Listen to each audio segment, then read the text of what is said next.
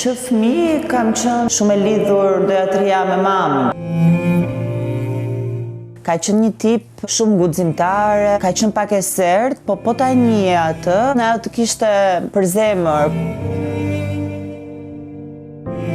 Ka qenë 15 maj 2019, momenti kur është diagnostikuar. Donte jetën shumë, ishte e lumtur me jetën që kishte, babin e ka dashur shumë, si kundër dhe ai atë.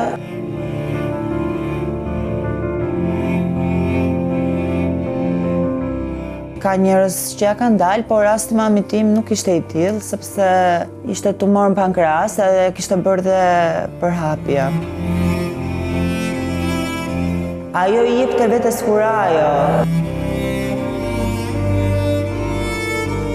Nga 10 muaj e gjysmë që zjati e gjitha, 9 i ka bërë kimioterapi dhe imunoterapi. Edhe i ka bërë si luanesh, të më thënë. Ka pas një 2 momente shumë të mira, se këto lloj mjekimesh ty t'japin një ngritje, ti ndihesh më mirë, fillojnë ulen dhe ato parametrat tumorial. Pastaj, për punë 2-3 muajsh, ndryshoi çdo gjë. Deri në momentin që ndodh, ti nuk mund ta besosh, ti gjithmonë ke shpresë. Ti edhe pse eshe me sytë e tu, shpreson ndoshta ndonjë mrekulli, nuk e di se si e percepton truri njerëzor. Në 29 mars ndroi jetë, në 30 mars ishte ceremonia, ka pasur ditëlindjen. Ne e dim çfarë ka ndodhur, nuk na i kthen njëri prindrit. Kush i ka njohur, jo se janë të mitë edhe të edës, po kanë qenë të jashtëzakonshëm. Kjo e babit faktikisht më ka vrarë shumë.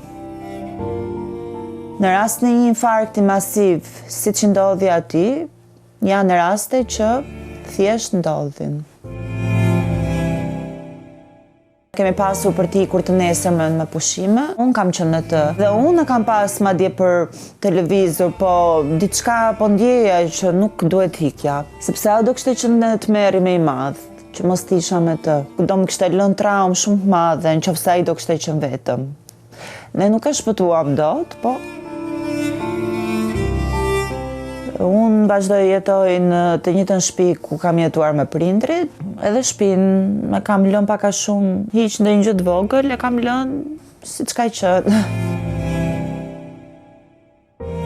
Të dy më mungojnë shumë.